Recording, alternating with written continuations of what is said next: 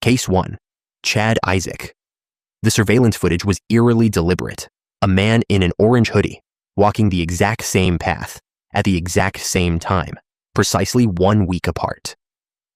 The first visit on March 25th went unnoticed, but on April 1st, 2019, that rehearsal became North Dakota's most brutal workplace massacre in recent memory. Chad Isaac wasn't the person you'd suspect of committing such horrifying acts. At 44 years old, the Washburn chiropractor had built a respectable practice treating locals in the small prairie town of 1,300 residents. A Navy veteran who graduated from Palmer College of Chiropractic in Iowa, he'd opened Isaac Chiropractic in 2015 after years of serving patients in nearby Hazen. His office sat prominently on Main Avenue, marked by a distinctive skeleton advertisement that locals found peculiar but harmless. He maintained a spotless professional record, no disciplinary actions, no criminal history, nothing that suggested the violence brewing beneath his calm exterior. Among his regular patients were sheriff's deputies and community members who trusted him with their health. Isaac lived modestly in a mobile home at Northview Mobile Home Park, property managed by a local company called RJR Maintenance and Management. That connection to RJR would become impossibly significant, though the precise reason remains one of the case's most haunting mysteries. On the morning of April 1st, Isaac rescheduled a noon patient appointment, citing a dental visit he needed to attend. That explanation seemed reasonable enough, until investigators discovered no evidence he went to any dentist that day. Instead, security cameras captured him parking his white Ford F-150 pickup at a McDonald's lot near Memorial Highway, Mandan, roughly 40 miles from his home. Dressed in dark clothing and a reversible ski mask, he walked deliberately toward RJR Maintenance and Management. The building stood quiet in the early hours before the typical bustle of a Monday workday. Inside, 4 people were beginning their day. Robert Fackler, the 52-year-old co-owner who'd built RJR into a thriving property management firm. Adam Fuhrer, a 42-year-old employee known for his dedication. And Bill Cobb, 50, alongside his wife Lois, 45, a married couple who'd recently relocated from Illinois to pursue their dream of building a life in North Dakota, together. They'd just purchased what they called their dream home. What unfolded inside that building over the next 15 minutes defies comprehension. The assault was methodical, savage, and swift. Investigators would later testify that the 4 victims suffered more than 100 stab wounds collectively. 3 were also shot. The violence was so extreme that trauma counselors were stationed at the trial to support jurors who reviewed the evidence. Isaac moved through the building with calculated precision, leaving devastation in his wake. After the attacks, he commandeered one of RJR's company vehicles, Bill Cobb's truck, and drove it to a nearby business called Indigo Signs before abandoning it and returning to his own vehicle at McDonald's. Blood smears stained the door handle. Surveillance footage showed him modifying his appearance before driving north out of Mandan, crossing the Missouri River toward Washburn. At 7:30 that morning, first responders arrived at RJR after reports of a possible cardiac emergency. What they discovered was far worse. The investigation moved rapidly despite the shocking nature of the crimes. Law enforcement distributed photographs of the suspect's vehicle, requesting all agencies remain vigilant. In Washburn, Detective Justin Cromer, one of Isaac's own patients, immediately recognized the white F-150. On the morning of April 4th, 3 days after the devastation at RJR, Cromer quietly photographed Isaac's truck in the mobile home park. The match was unmistakable. Within minutes, dozens of officers descended on Washburn. They detained Isaac during a traffic stop near his home, and when Cromer attempted to covertly photograph the vehicle earlier, he'd found Isaac staring directly at him through the window. The evidence prosecutors eventually assembled was staggering. DNA swabs from inside Isaac's truck revealed genetic material linked to Robert Fackler and possibly Lois Cobb. Forensic analysts matched fiber evidence from all 4 victims to Isaac's orange hoodie and reversible ski mask. Investigators discovered spent ammunition casings, a knife, and gun components in his residence, some stored in his freezer amid what prosecutors described as macabre trophies. Shell casings and bullet fragments recovered from the scene shared characteristics with ammunition found in his home. Shoe prints at RJR matched the class of footwear seized from Isaac's dryer. Perhaps most damning was the patchwork of surveillance footage from businesses along Memorial Highway, meticulously reconstructed by prosecutors. The The timeline showed Isaac's movements from McDonald's to RJR, his departure in the stolen vehicle, his return to his truck, and his drive back to Washburn, all captured across multiple cameras in chilling detail. Bond was set at $1 million cash. Isaac pleaded not guilty. His trial, delayed multiple times due to legal motions and complications, finally commenced in August 2021. For nearly 3 weeks, prosecutors presented their methodical case to a jury of 6 men and 6 women. Defense attorney Bruce Quick acknowledged the heinous nature of the crimes, while arguing investigators should rush to judgment, ignoring other potential suspects, including disgruntled tenants, fired employees, and even the ex-husband of a woman allegedly involved in an extramarital relationship with Robert Fackler. But the evidence proved overwhelming. After 4.5 hours of deliberation, spanning 2 days, the jury returned guilty verdicts on all counts: 4 murders, burglary, unlawful vehicle entry, and unauthorized use of a vehicle. At sentencing in December 2021, victim impact statements filled the courtroom with grief. Robert Fackler's stepdaughter told Isaac she wanted him to experience lifetimes of suffering. Adam Furer's stepmother, unable to read her prepared statement through tears, spoke directly to the convicted man. "You took my kid away from me, and you had no right." Judge David Reich sentenced Isaac to 4 consecutive life terms without possibility of parole, 1 for each life stolen. Throughout proceedings, Isaac maintained his innocence. At sentencing, his only words were chilling in their simplicity. "I can honestly tell you I am not a murderer, and that's all I have to say." He began serving his sentence at North Dakota State Penitentiary, appealing his conviction. But on July 31st, 2022, correctional staff discovered Isaac had taken his own life. He was 48 years old. The motive that might have explained why a trusted chiropractor transformed into a calculated destroyer of 4 innocent lives died with him, leaving families, investigators, and an entire community searching for answers that will never come. The small town of Washburn tried moving forward. His chiropractic office was remodeled into courthouse space, though the mobile home where he lived remained unsold for years. But while one community grappled with having harbored such unfathomable violence, another former public servant in South Dakota was about to shock residents with actions that would prove betrayal could wear the badge of authority itself. Case 2. J. Austram. A badge and a ballot once defined his identity. 21 years protecting citizens in Wyoming, then leading a small South Dakota town as mayor.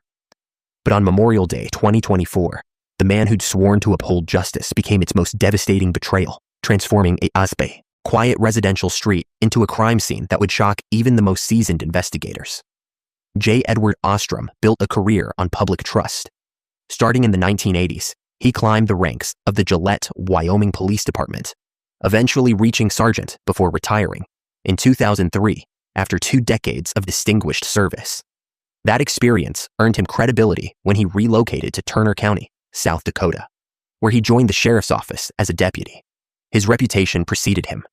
Residents of Centerville, a community of fewer than 1,000 people, roughly 40 miles south of Sioux Falls, knew him as someone who understood law enforcement from the inside. In 2009, he successfully ran for mayor, a position he held until his resignation in 2011.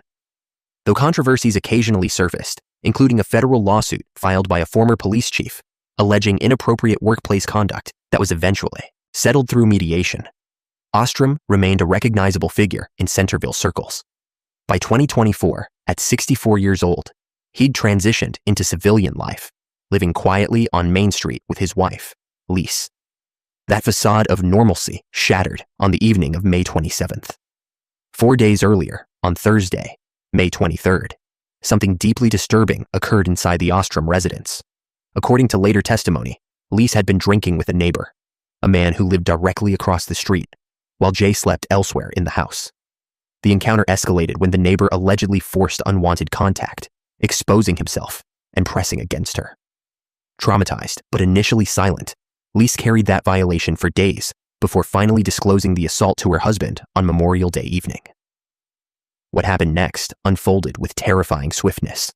Upon hearing his wife's account, Austram, described by Lisa as having got up and went raging out of the house, grabbed weapons from his collection. As a former law enforcement officer, he possessed both firearms expertise and an arsenal that included an AR-style rifle, a .380 handgun, and a shotgun. His wife remained inside, uncertain where he was heading, but aware he'd left armed and furious. She wouldn't see him again before law enforcement arrived. Across Main Street, at the home where the alleged perpetrator lived, 26-year-old Paul Frankus was spending the evening with his younger brother Zach, 21, and 35-year-old Timothy Richmond. Just before 9:45 that night, Zach made a frantic call to 911. His words were urgent and terrified. His brother had been shot, killed with a shotgun by a guy from across the street who'd since walked back to his own residence. Dispatch stayed on the line, trying to keep Zach calm, when suddenly his voice shifted from panic to pain. The shooter had returned. Zach reported he himself had been shot. Within moments, his responses ceased entirely. Law enforcement descended on Centerville rapidly, though given the town's rural location, backup took precious minutes. A conservation officer with South Dakota Game, Fish, and Parks arrived first, waiting for additional support before entering what was clearly an active and dangerous situation. While positioned outside, the officer spotted movement, a man emerging from a garage down the street. It was Jay Austram, walking westbound along the south side of Main Street. The officer commanded him to stop. Austram ignored the directive, continuing forward. Only when the officer drove closer and issued repeated orders did Austram finally comply, getting on the ground and calmly informing the officer he had a weapon in his pocket. When a Beresford police officer arrived 12 miles away to provide backup, they discovered the full extent of the devastation. Austram had blood smeared on his left hand. The odor of consumed alcohol emanated from him. Nearby lay an AR-style rifle. In his pocket, a .380 handgun. Spent shotgun casings and rifle casings littered the area. Officers entered the residence from which Zach had called and found all three men deceased from gunshot wounds. Paul Frankus, Zach Frankus, and Timothy Richmond, victims of a methodical execution carried out by someone trained to use firearms with lethal efficiency. Back at the Austram home, investigators spoke with Lise, who recounted the assault allegations and her husband's explosive reaction upon learning of them. She acknowledged his law enforcement background and confirmed he owned multiple weapons, including the black rifle officers recovered at the scene. Austram was arrested and booked into Minnehaha County Jail shortly before 8 a.m. on May 28th, less than 12 hours after the rampage.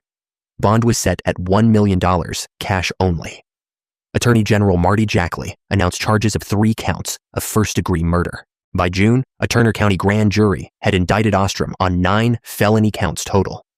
3 counts of first-degree murder, 3 counts of second-degree murder, and 3 counts of first-degree murder while in the commission of burglary. Each first-degree charge carried potential sentences ranging from life imprisonment to the death penalty. Austram pleaded not guilty to all charges. His defense team, comprised of court-appointed attorneys Seth Klentz and Rowley Hansman, requested a mental health evaluation, which was completed and sealed under court order. The case faced logistical complications when structural damage rendered the Parker Courthouse unusable, forcing proceedings to relocate to McCook County Courthouse in Salem. Judge Chris Giles assumed oversight of the trial after Judge David Knopf's initial involvement. In August 2024, prosecutors announced they would not pursue the death penalty if Austram were convicted of first-degree murder, though he still faces the possibility of life imprisonment without parole. Austram waived his right to a speedy trial, and as proceedings stretched into late 2025, the case continued moving toward trial. Family members of the victims attended hearings, some holding signs honoring Paul, Zach, and Timothy. 3 lives extinguished by a man who'd once vowed to protect his community rather than devastate it.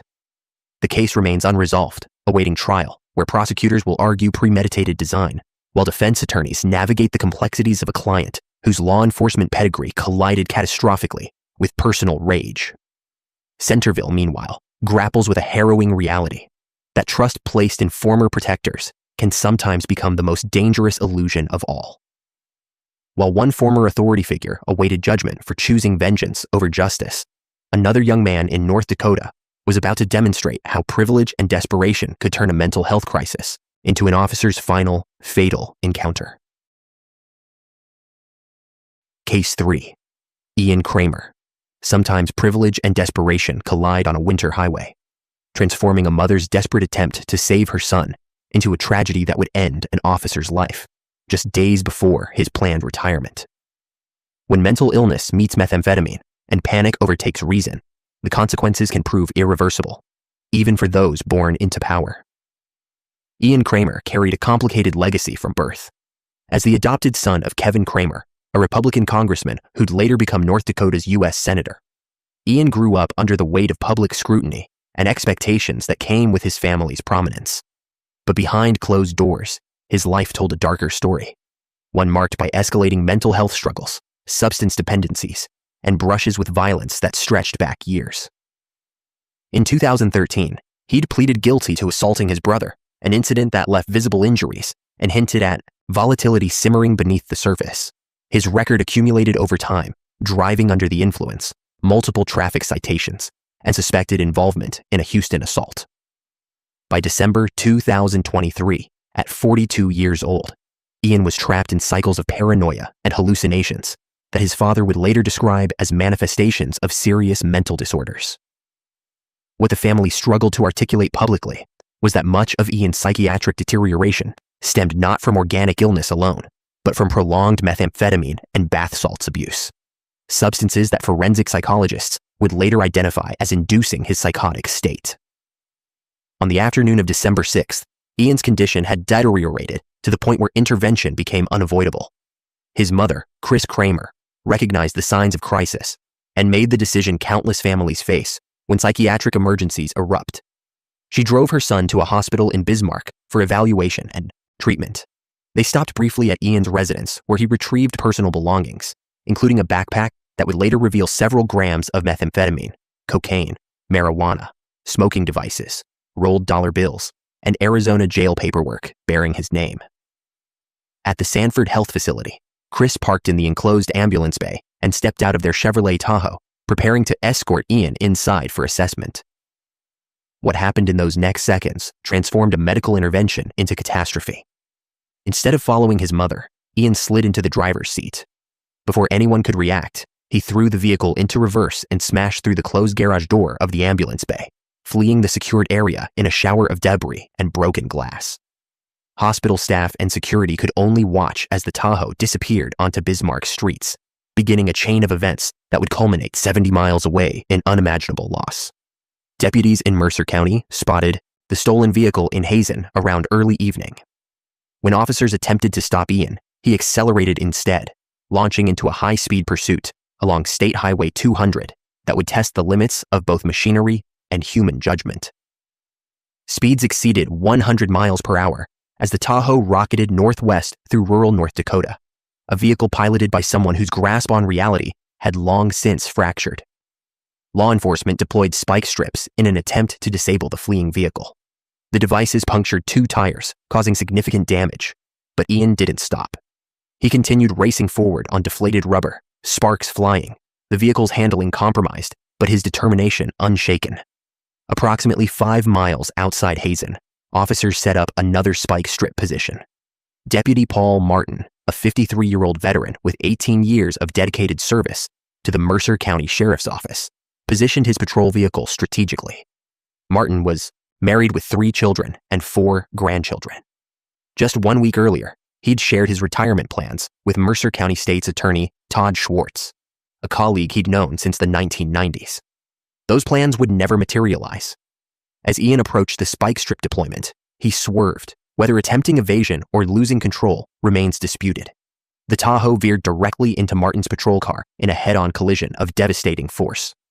The impact launched Deputy Martin approximately 100 feet through the air into a roadside ditch. The body camera and dash cam footage captured in those horrific moments would later be played during sentencing proceedings, causing Martin's widow Mindy to shield her face from the images as officers frantically attempted to render aid to her dying husband. Martin was transported to a local hospital where he was pronounced deceased shortly thereafter. Ian emerged from the wreckage and initially refused commands from the first responding conservation officer with South Dakota Game, Fish and Parks. Only after repeated orders did he finally comply, informing officers he had a firearm in his possession. Blood stained his left hand. The odor of alcohol emanated from him. When taken into custody, he struggled violently, refusing commands, physically resisting to the point where the arresting officer had to execute a leg sweep takedown and apply substantial force, sustaining hand and shoulder injuries requiring medical treatment. Ian was booked into McLean County Jail on $500,000 cash bail.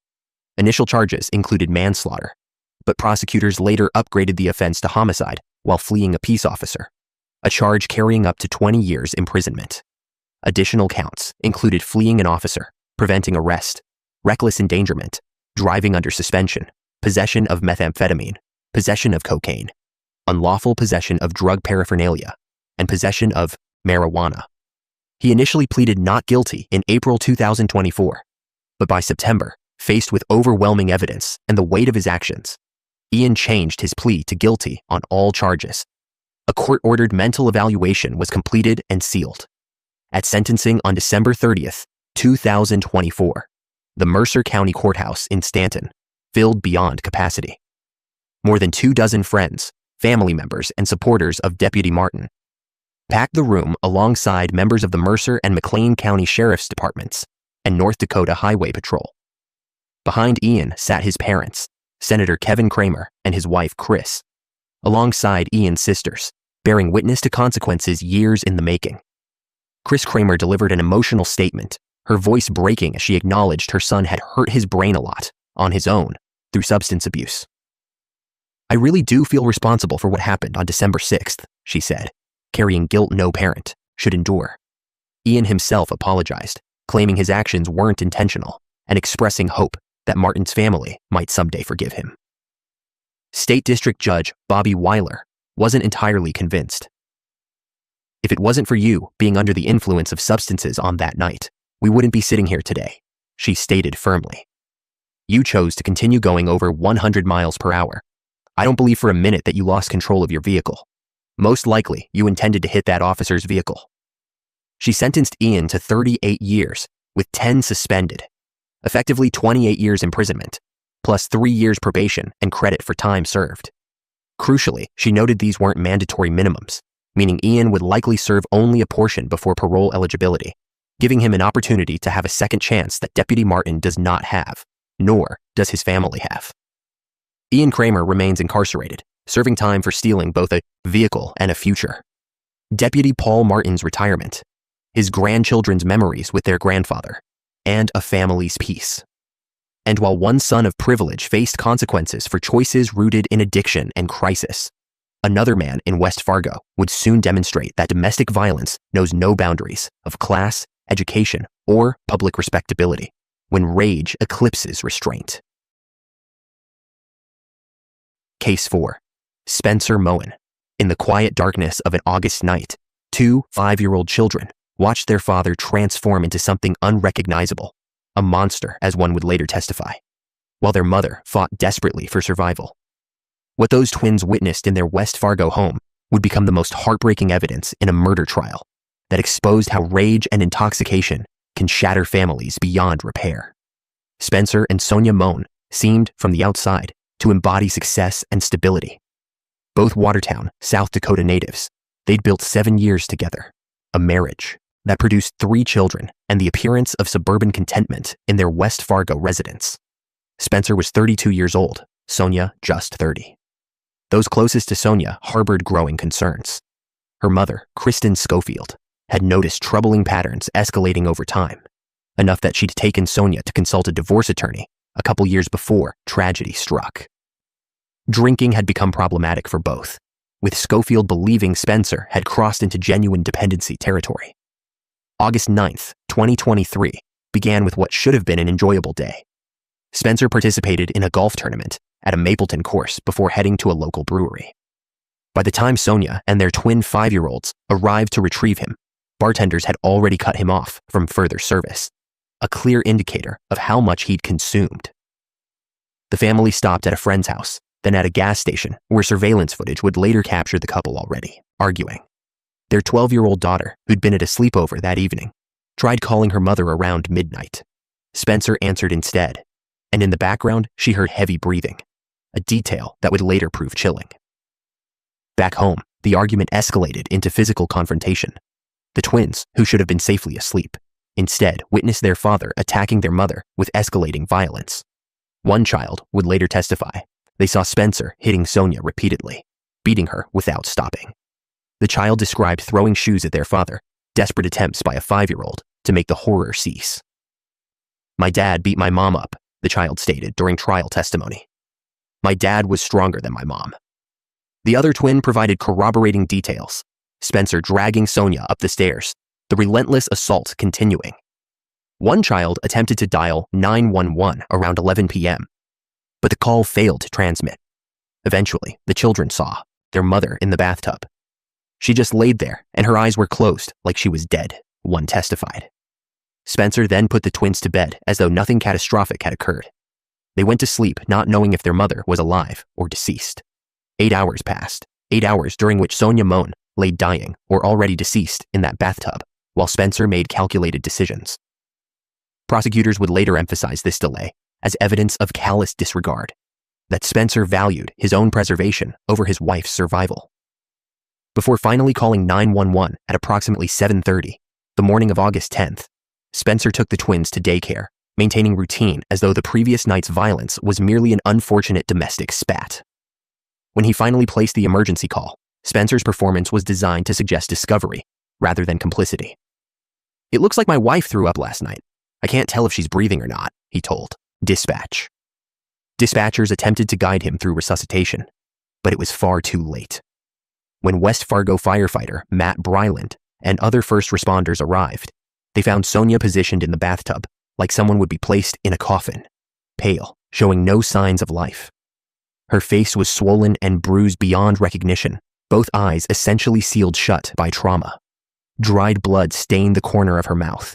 Blunt force injuries to her head, defensive wounds on her hands, and at least one fractured rib told the story of prolonged, brutal violence. While emergency personnel assessed the scene, they overheard Kristen Schofield's anguished words. "You killed my baby," she repeated over and over. Spencer's explanation to investigators strained credibility. He claimed both were intoxicated when they arrived home, that they'd gotten into a mutual fistfight, that she'd tripped coming upstairs and face-planted. Yet prosecutors noted the glaring absence of defensive injuries on Spencer. His body bore no marks except scratches on his arm that he attributed to his truck, and notably damaged knuckles. Meanwhile, Sonia's injuries were catastrophic and one-sided. The medical examiner determined her death resulted from blunt force trauma to the head. Perhaps most damning was video Spencer himself had recorded on his phone, footage showing Sonia's final rattled breaths as she lay dying in that bathtub. Rather than immediately seeking help, he documented her condition, creating evidence that prosecutors argued demonstrated his awareness of the severity of what he'd done. Spencer was arrested and charged with murder, a Class AA felony. He pleaded not guilty in October 2023. His trial commenced October 2024 in Cass County District Court. Judge Nicholas Chase made the extraordinary decision to allow the twins, now 6 years old, to testify remotely via Zoom after 2 psychologists confirmed that testifying in their father's physical presence would likely re-traumatize them. Defense attorney Richard Variano objected strenuously, arguing remote testimony would prejudice jurors. But the judge prioritized the children's psychological well-being. Over 5 days, prosecutors presented their case methodically. The children's testimony proved devastating. Their matter-of-fact descriptions of violence, their unsuccessful attempts to intervene, their simple statement that Dad murdered Mom. Sonia's 12-year-old daughter testified about the midnight phone call with heavy breathing, crime scene photos, surveillance footage, body camera recordings, and that horrific video from Spencer's phone were all introduced as evidence.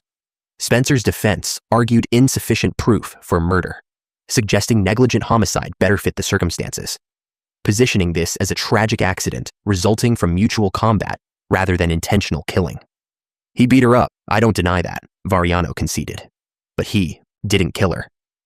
The jury of 10 men and 2 women deliberated approximately 4 hours before returning on October 23rd with their verdict: guilty of murder.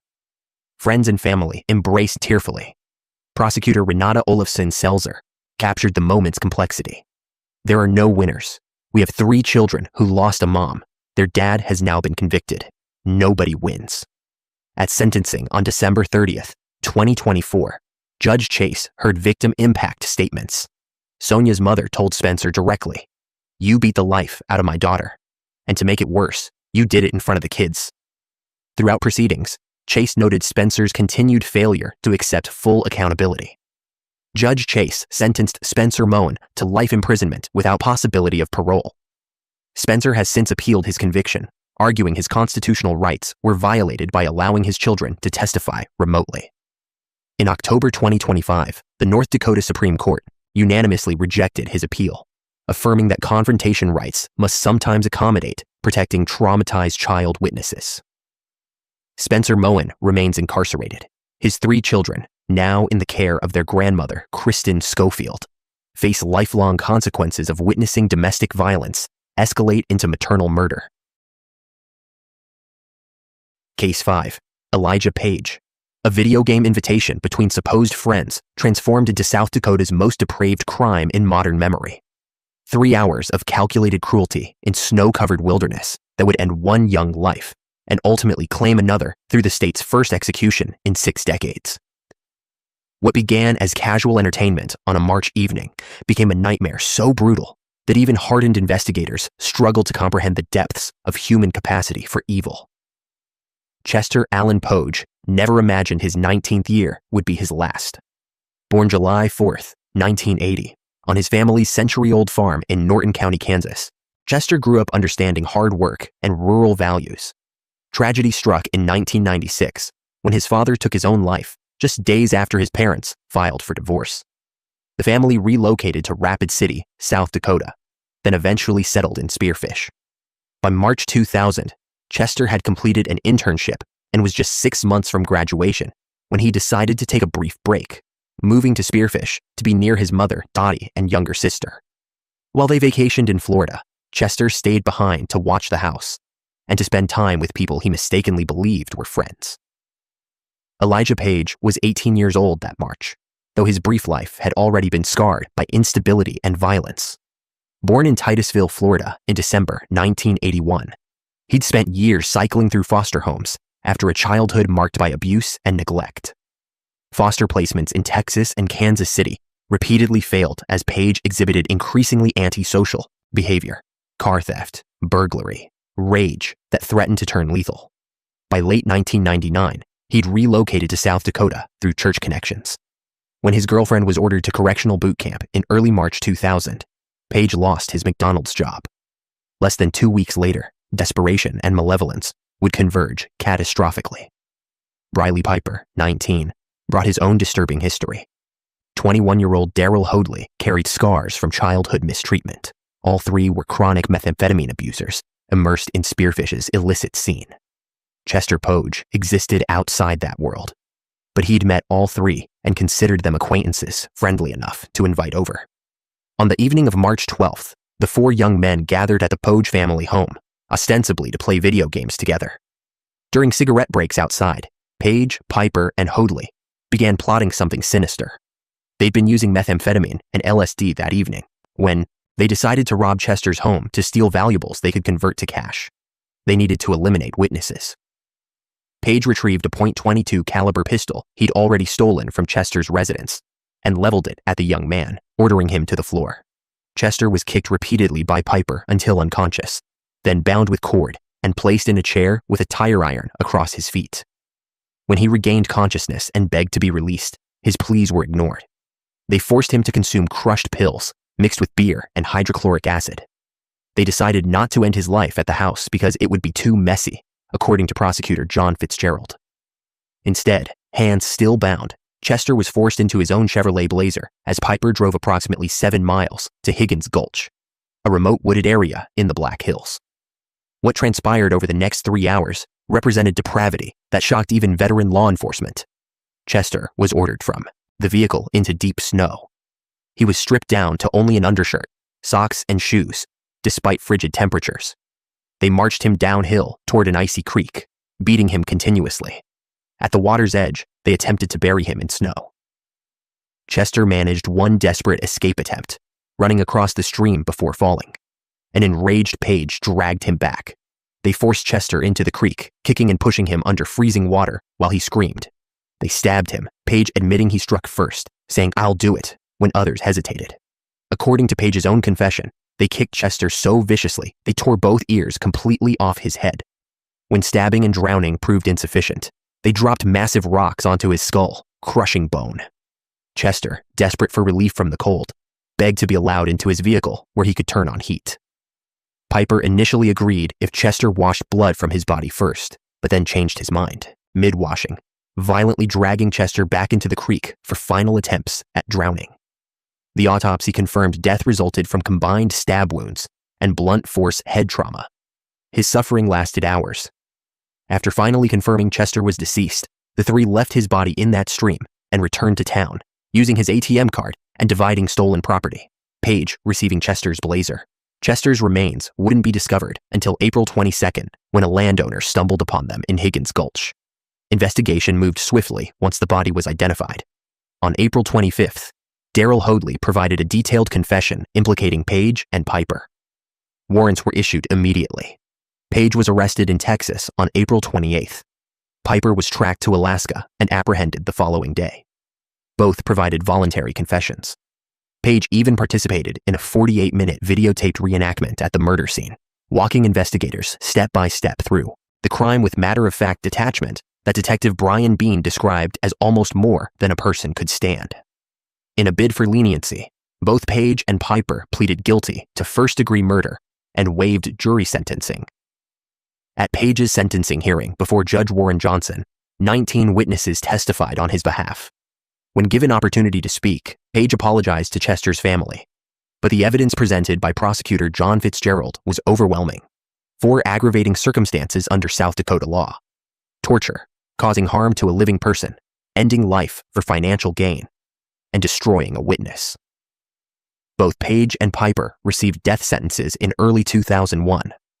Hoadley, who pleaded not guilty by reason of temporary condition, was convicted at trial and sentenced to life imprisonment. Initially, Page's execution was scheduled for August 2006, but Governor Mike Rounds halted it due to conflicts between state law and prison protocols. For the legislature amended the law, and a new date was set.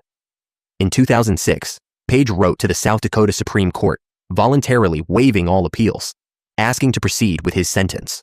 Psychiatric evaluation found Page competent to make the choice. He believed he deserved to pass for what he'd done. On July 11, 2007, at South Dakota State Penitentiary in Sioux Falls, Elijah Page was executed by lethal injection. It was the state's first execution since 1947, 60 years without capital punishment. Among the witnesses were Governor Mike Rounds and Chester's mother, Dottie, who displayed childhood photographs of her son afterward. Elijah Page had the ultimate penalty for the ultimate crime, she told media. When asked if he had final words before the procedure, Page declined. He was pronounced deceased at 10:11 p.m. At 25 years old, Page remains the youngest person executed in modern-era South Dakota. Briley Piper remains on South Dakota's death row in 2026, the only person currently awaiting execution in the state. Darrell Hoadley serves life imprisonment, and Chester Allen Page rests in Norton Cemetery in his Kansas hometown, his mother still visiting the Higgins Gulch site where her son's final moments unfolded. Case 6. Joseph Huck. Highway 34 stretched east toward Interstate 29 on a frigid February afternoon, a rural South Dakota road where law enforcement officers strategically positioned themselves to protect communities from fleeing dangers. One deputy would never make it home from that particular Friday, becoming a statistic that Sheriff Troy Wellman desperately hoped never to see again. When desperation meets recklessness at speeds exceeding 115 miles per hour, split-second decisions between officers and criminals determine who survives. And this time, the wrong man paid the ultimate price. Ken Prorock embodied service to community long before pinning on a badge. At 51 years old, the Wentworth resident had built a life defined by dedication. As a husband to Renee, father, grandfather, and pillar in every town he touched. Those who knew him described a man whose word was absolute. When Ken said he'd handle something, nobody gave it another thought. He'd joined the Moody County Sheriff's Office in 2016 as chief deputy, bringing maturity and wisdom. Beyond law enforcement, he coached youth athletics across multiple communities. His sister-in-law, Robin Eisch, would later emphasize, Ken always promised Renee he'd come home after every shift. February 2nd, 2024, would be the day that promise couldn't be kept. Joseph Gene Huck's trajectory looked drastically different. At 40 years old, the Sioux Falls resident was spiraling, a descent marked by substance dependencies and escalating violence. People described his downward spiral, accelerating dangerously in recent weeks. Just 1 month earlier, someone had obtained a protective order against him, reporting he'd become increasingly physically violent. On February 2nd itself, mere hours before the deadly pursuit, Huck was arrested in Sioux Falls for intentional damage, specifically slashing the tires of 16 vehicles in what appeared to be targeted vandalism fueled by rage. Rather than remaining in custody, the system released him, and Huck immediately traveled to Madison, where he continued his pattern of harassment.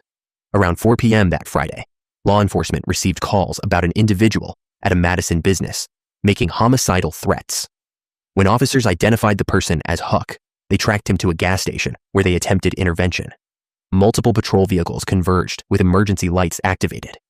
Huck stopped his black Pontiac Grand Prix for approximately 10 seconds, then made a catastrophic choice.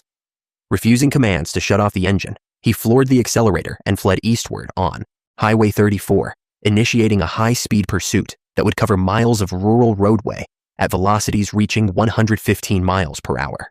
Chief Deputy Ken Prorock, monitoring radio traffic from his position near the interstate, made the tactical decision to deploy spike strips, tire deflation devices designed to disable fleeing vehicles. He positioned himself on Highway 34, near 472nd Avenue, just west of the Coleman exit, and prepared the strips. A witness later identified as Tyler Kills 100. A Flandreau was driving that same stretch. He passed Deputy Prorock just as the chief deputy was laying down the spike strips, the patrol vehicle clearly visible, emergency equipment activated. Seconds later, Huck's Pontiac approached at terrifying velocity. What the witness saw next would become the prosecution's cornerstone evidence, an intentional swerve. Rather than attempting to avoid the deputy or the strips, Huck allegedly steered directly toward Ken Prorock in a deliberate act that Attorney General Marty Jackley would later describe as calculated murder. The impact was catastrophic and instantaneous. Deputy Prorock was killed at the scene. No hospital transport, no final words, just sudden violence ending a life of service. The witness made a split-second decision of remarkable courage. Rather than simply calling for help, Tyler Kills 100 turned his vehicle around, first attempting to render aid before realizing the situation's finality. Then he pursued Huck, who'd abandoned the Pontiac and fled on foot. Kills 100 caught up with the suspect, physically detained him, and held him down until additional law enforcement arrived. Sheriff Wellman would later publicly thank this civilian hero. "My heartfelt thank you to that witness. I know who you are. I appreciate what you did." When Special Agent Jeffrey Collars of the South Dakota Division of Criminal Investigation interviewed Huck after he waived his right to remain silent, the suspect's response revealed chilling detachment. Collars wrote in court filings that when informed a deputy sheriff had been terminated by his actions, he responded that he didn't believe me. Joseph Huck was arrested and transported to Madison, where he was held without bond. On February 5th, he made his first court appearance at Moody County Courthouse in Flandreau, shuffling in handcuffs past a memorial erected for the fallen deputy, approximately 20 law enforcement officers, watching as Magistrate Judge Bob Pesal read charges. A Moody County grand jury indicted Huck on February 9th for first-degree murder, a Class A felony carrying maximum penalties of death or life without parole, plus aggravated eluding. Attorney General Jackley personally assumed prosecution. On March 13th, 2024, he announced the state would pursue capital punishment, citing aggravating circumstances under South Dakota law. Huck committed first-degree murder against a law enforcement officer engaged in official duties and committed the offense while evading lawful arrest. Huck pleaded not guilty. The case has moved deliberately through South Dakota's justice system, complicated by its death penalty status, which requires additional counsel and expert evaluations. Mental health assessments were ordered and completed, though Huck was found competent to stand trial. Defense attorneys requested venue change, arguing Huck couldn't receive fair proceedings in Moody County. Jury questionnaires proved their point. 92% of prospective jurors had already formed opinions about guilt. In October 2025, the trial was moved to Pennington County, with proceedings scheduled to commence September 2026, expected to last 5 weeks. Deputy Ken Prorock was laid to rest in a small, quiet country cemetery south of Nunda after a funeral at Dakota State University, field house attended by approximately 2,000 people. half of them law enforcement officers from across the nation. The procession stretched nearly 5 miles. His name now appears on the National Law Enforcement Memorial Wall in Washington, D.C., row 13, E, Tier 1, a permanent reminder that some protect communities while others destroy them. Joseph Huck remains incarcerated awaiting trial, while Ken Perrock's family, colleagues, and communities continue grieving a dedicated servant whose final act was positioning himself between danger and innocent lives. Case 7. Nicole Rice. Some murders haunt communities, not because they're solved, but because they remain mysteries wrapped in suspicion, doubt, and conflicting narratives that even courtrooms cannot definitively unravel. When an 18-year-old college student was discovered lifeless in her locked apartment, stabbed twice in the chest with a weapon left behind, investigators initially faced dozens of potential suspects and a perplexing crime scene that suggested both intimate knowledge and deliberate staging. 15 years would pass before an arrest materialized, fueled by reality television intervention and alleged drunken confessions. Yet when the case finally reached trial in 2025, 12 jurors would determine that mountains of circumstantial evidence and suspicious behavior still fell short of proving guilt beyond reasonable doubt. Anita Mae Knutson was born September 22, 1988, in Orange County, California. Adopted at 5 months old by Gordon and Sharon Knutson, she grew up in a large, blended family. The Knutsons relocated from Anaheim to Butte, North Dakota, in June 2002, when Anita was in high school. Remarkably gifted, she had published a book while in 8th grade. By 2007, she had completed her freshman year at Minot State University, majoring in elementary education while working at a local hotel. Friends described someone kind and wonderful, excited about summer break, and optimistic about life's possibilities.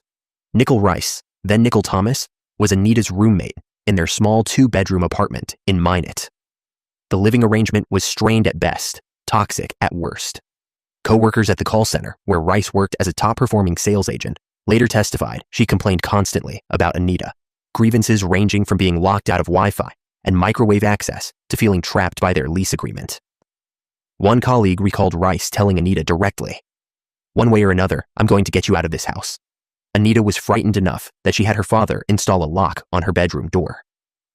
The first weekend of June 2007 passed unusually quiet for the Knutson family. Sharon Knutson, who maintained daily contact with her daughter, grew increasingly worried when Anita didn't answer multiple phone calls throughout Saturday and Sunday. When Anita failed to show up for her hotel shift on Saturday, completely out of character, and remained unreachable through the weekend, Gordon Knutson made the hour-long drive to Minot on Monday afternoon, June 4th. Anita's car sat parked outside the locked apartment. When the apartment manager used a spare key to unlock the door, Gordon entered and discovered a nightmare. His daughter lay face down on her bed, covered with a large housecoat, her body cold. She'd been dead for more than a day. Police arrived at 5:12 p.m. and documented a perplexing scene. Anita had suffered 2 stab wounds to the chest, one so devastating it severed her heart, causing her to bleed to death. The murder weapon, a small bloody pocket knife, had been left behind in the sink. Nothing appeared stolen or disturbed. Outside on the ground beneath Anita's bedroom window lay a slashed screen, cut from the inside, with Anita's blood found only in the cut itself and nowhere else on the screen. There were no scuff marks, shoe prints, or evidence anyone had actually entered or exited through that window. The front door had been locked. Forensic pathology determined death occurred early Sunday morning, June 3rd. Investigators interviewed more than 40 people in the initial days. Maintenance workers, various persons of interest, college friends. The case generated DNA evidence and fingerprints, yet no arrests materialized. As months became years, Anita Knutson's murder joined the grim category of cold cases. The tragedy devastated her family. Her younger brother Daniel, particularly close to Anita, was never the same. Daniel took his own life in 2013, a loss the family directly links to Anita's unsolved murder. 15 years crawled by. Then, in early 2022, the television series Cold Justice came to Minot to re-examine the case. New detectives Carmen Austram and Macaulay Talbot reviewed thousands of pages of evidence and refocused the investigation. On March 16, 2022, police arrested 34-year-old Nicole Rice at her workplace on Minot Air Force Base, where she worked as a hairdresser. She was charged with Class AA felony murder, carrying potential life imprisonment without parole. The prosecution's case rested heavily on alleged confessions and suspicious behavior. 2 witnesses testified that Rice had drunkenly admitted to killing Anita at separate parties in 2008. Christina Haller claimed Rice confessed they'd argued and she'd stabbed her roommate. William May provided similar testimony. Both witnesses maintained they'd reported these confessions to police years earlier, though no documentation of such reports existed in the investigative files. Additionally, prosecutors emphasized Rice's reaction when first contacted by police in 2007. Rather than asking what emergency had occurred, Rice allegedly only asked about her pink iPod, declaring it missing before even entering the apartment. Her supervisor testified she appeared hurried and less social that day, dismissing the police request by calling Anita a crackhead. The defense mounted aggressive counter-arguments. Lead attorney Philip Sand characterized the case as 20 years of hearsay Bologna, pointing out 0 new physical evidence, no DNA linking Rice to the crime, and questionable witness credibility. Both confession witnesses admitted heavy drinking and memory gaps. The defense called former FBI agent Doug Counds, who testified the original investigation was badly conducted, and criticized law enforcement for not thoroughly pursuing alternative suspects. Sand argued Rice had an alibi. She'd been at her parents' farm 20 miles away, and that she was targeted simply because of proximity as a former roommate. The trial, relocated to Grand Forks due to pretrial publicity in Minot, began March 18, 2025, with court TV broadcasting nationally. After 7 days of testimony from over 20 witnesses, the jury of 9 men and 3 women received the case. They deliberated approximately 4 hours Tuesday evening before being sent home, then reconvened Wednesday morning at 9 a.m. By 10 a.m., they'd reached their verdict, not guilty. The courtroom erupted. Rice collapsed in her chair, overwhelmed with emotion, while her attorneys and family celebrated until Judge Richard Hagar restored order. Anita's family left through the courthouse's back exit. Her sister Anna Knutson-Toder later posted, "A not guilty verdict does not mean innocence. My conscience is clear." Juror Ryan Chandler later told Dateline NBC, "The decision was emotionally difficult, knowing one family would celebrate while Anita's elderly parents, in their 90s, still lacked answers." Interim Police Chief Dale Plessas issued a statement respecting the jury's role while acknowledging the community's pain. Anita Knutson's murder officially remains unsolved. Nicole Rice walked free after 3 years of legal proceedings in a case that demonstrates how suspicion, even when substantial, must still meet the law's demanding burden of proof. Case 8. Ray Holmberg, Power Insulates. When someone chairs appropriations committees, controls legislative budgets, and approves their own travel reimbursements for 45 consecutive years, scrutiny dims beneath layers of institutional authority and cultivated respectability. Raymond Everett Holmberg built that kind of power as one of the longest-serving legislators in American history. But beneath the veneer of dedicated public service, prosecutors uncovered decades of predatory behavior spanning 2 continents, involving vulnerable teenagers manipulated through political access, and repeated international trips to brothels specializing in adolescent boys. When federal investigators finally dismantled his carefully constructed facade, North Dakotans confronted an uncomfortable truth. The man who'd shaped their state's policies for nearly half a century had simultaneously operated as a serial child predator, hiding in plain sight. Born December 10, 1944, Ray Holmberg grew up in Climax, Minnesota. He married Carrie Louise Hackett of Grand Forks on April 27, 1973, though the marriage ended in divorce by mid-1986.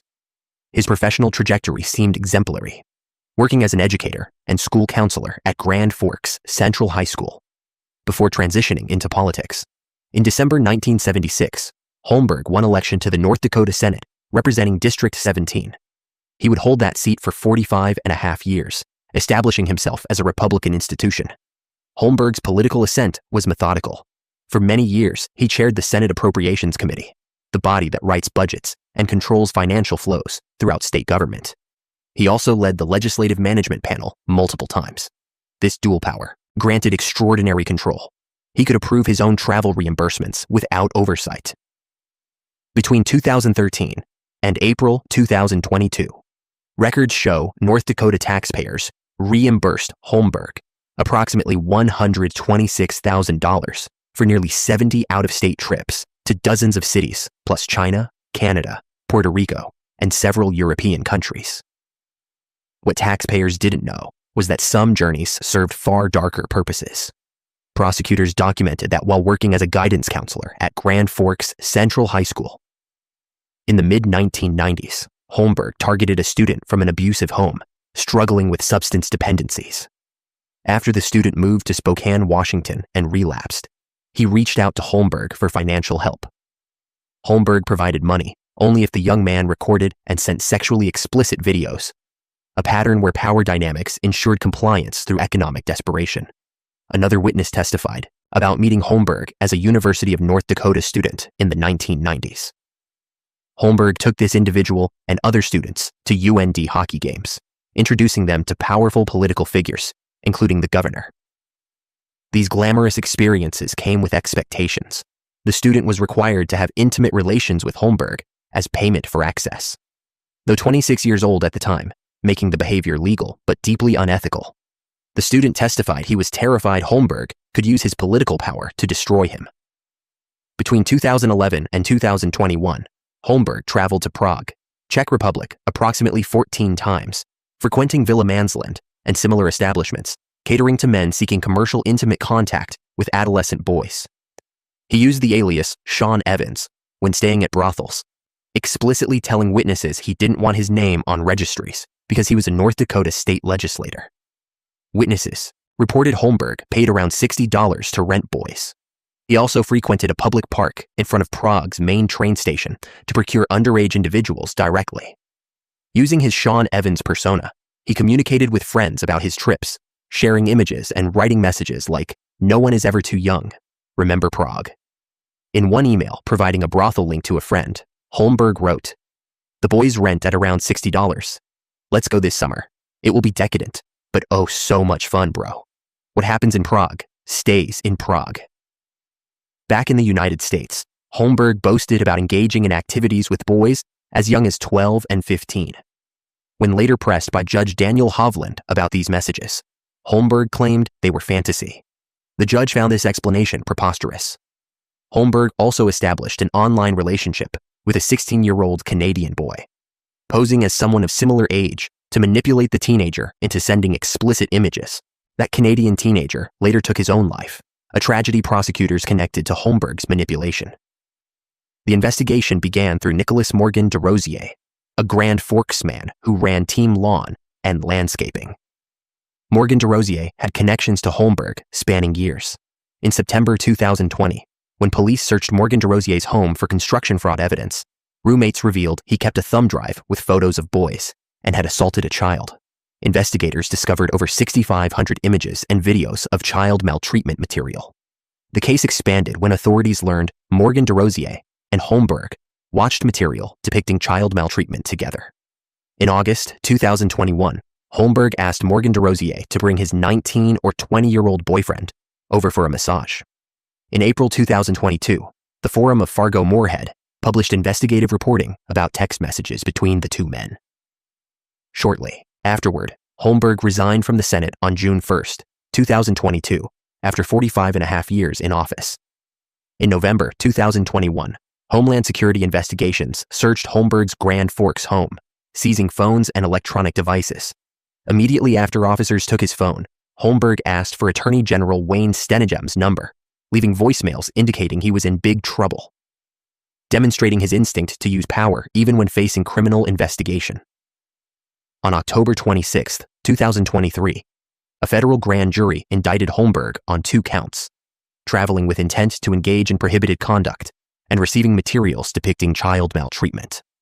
Arrested October 30, 2023, the 79-year-old Holmberg pleaded not guilty. Released with electronic monitoring and house arrest, he was prohibited from contacting victims or having unsupervised contact with anyone under 18. On August 8, 2024, Holmberg changed his plea, admitting guilt to traveling in foreign commerce for the purpose of engaging in prohibited conduct.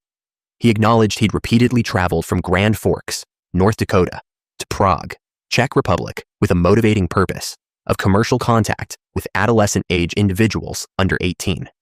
March 26, 2025, Holmberg appeared for sentencing at the Quentin N. Burdick U.S. Courthouse in Fargo, wearing shackles and a bright orange jail uniform.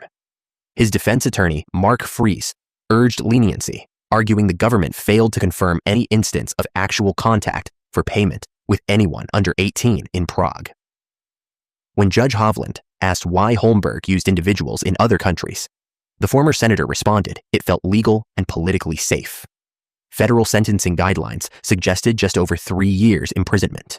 Judge Hovland called that inadequate, characterizing Holmberg's conduct as egregious and despicable, and a pattern of very vile, sickening criminal behavior. Drawing on Holmberg's own messages, Hovland stated, "Those are pretty damning admissions. There was contact with minors in the Czech Republic." Hovland sentenced Holmberg to 10 years in federal prison, more than triple the guideline recommendation.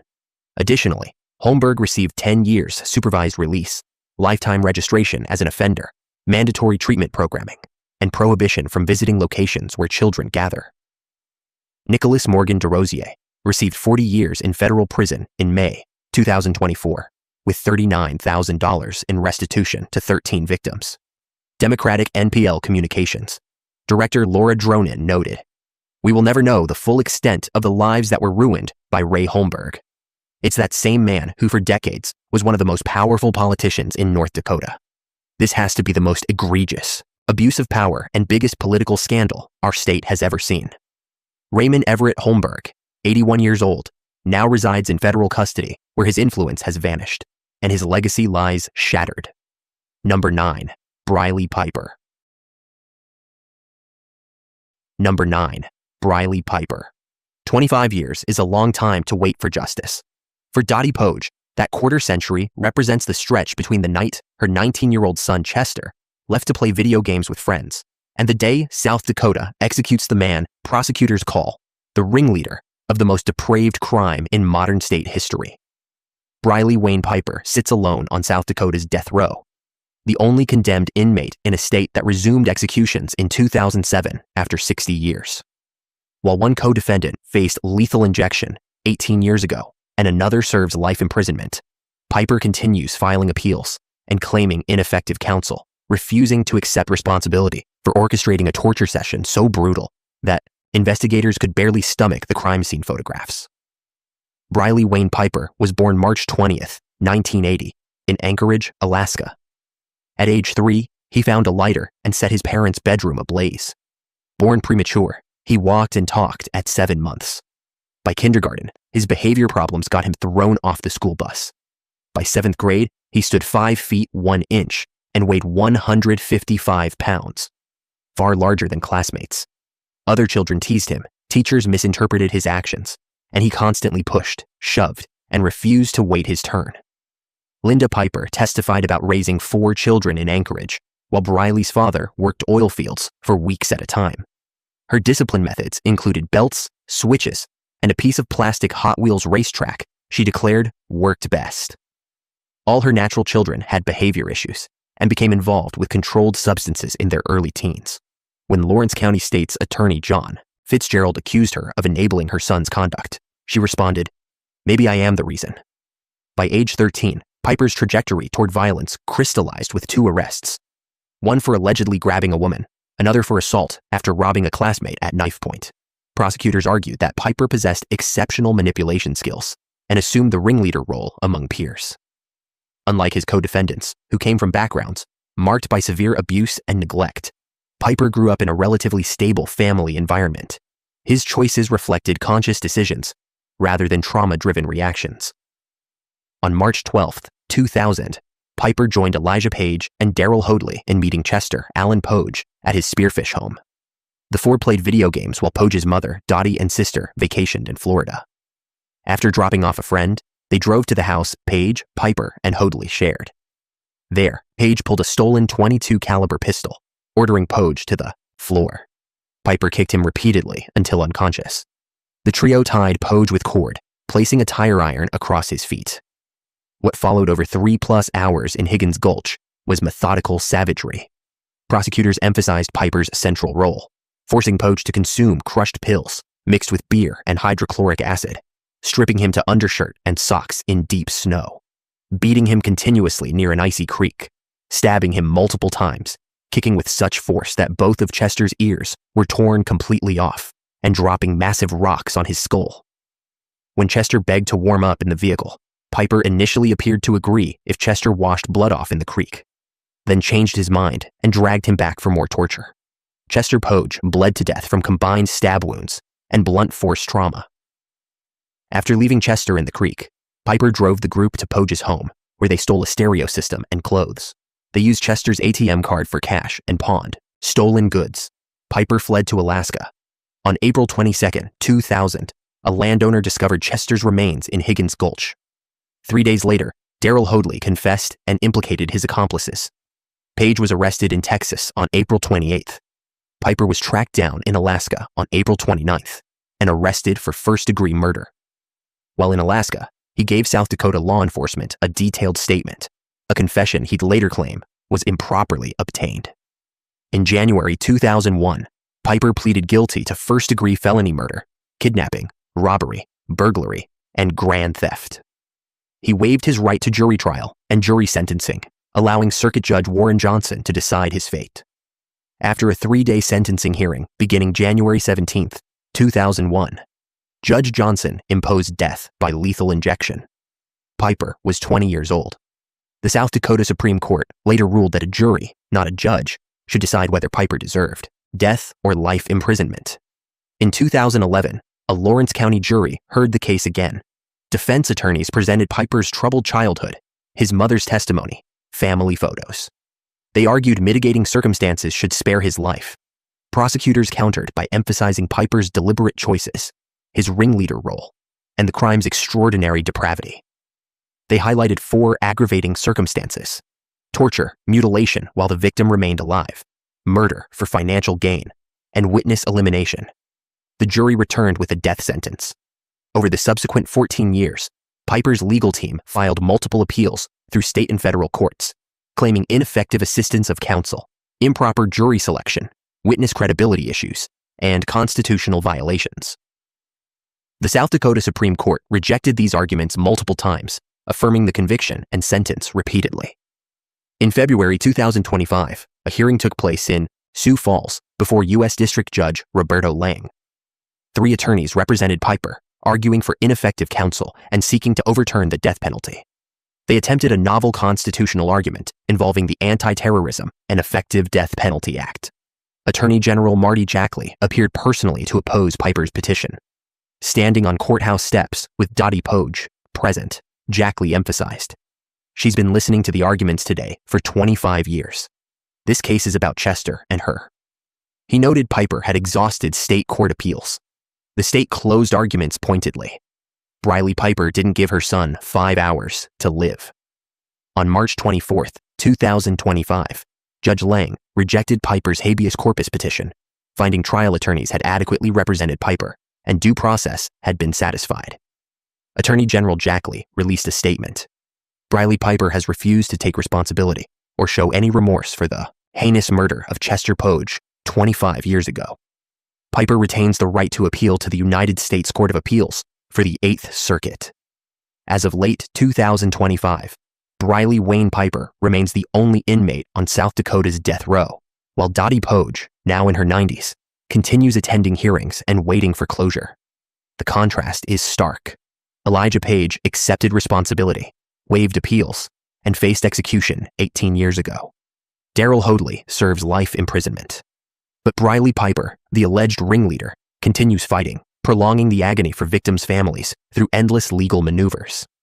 South Dakota hasn't executed anyone since 2019, when Charles Rhines died by lethal injection. Whether Briley Piper will eventually join that roster remains uncertain, dependent on appellate courts and time itself. Always time, stretching endlessly for families who want nothing more than the jury's verdict finally carried out. Number 10. Robert Leroy. Anderson's serial predators don't always announce themselves with obvious warning signs. Sometimes evil wears the most unremarkable disguise. A maintenance man working night shifts at a meatpacking plant, blending seamlessly into a community with low crime rates. Robert Leroy Anderson embodied this terrifying ordinariness, projecting one personality while secretly obsessing over a methodical hunting strategy involving homemade tire poppers, paint disguises, and duct tape used as a weapon of suffocation. Between 1994 and 1996, this self-proclaimed serial killer stalked women across southeastern South Dakota, leaving families shattered and investigators scrambling to connect evidence. Robert Leroy Anderson was born December 4, 1969, at Sioux Valley Hospital in Sioux Falls, South Dakota, the third son of Leland and Ruth Anderson.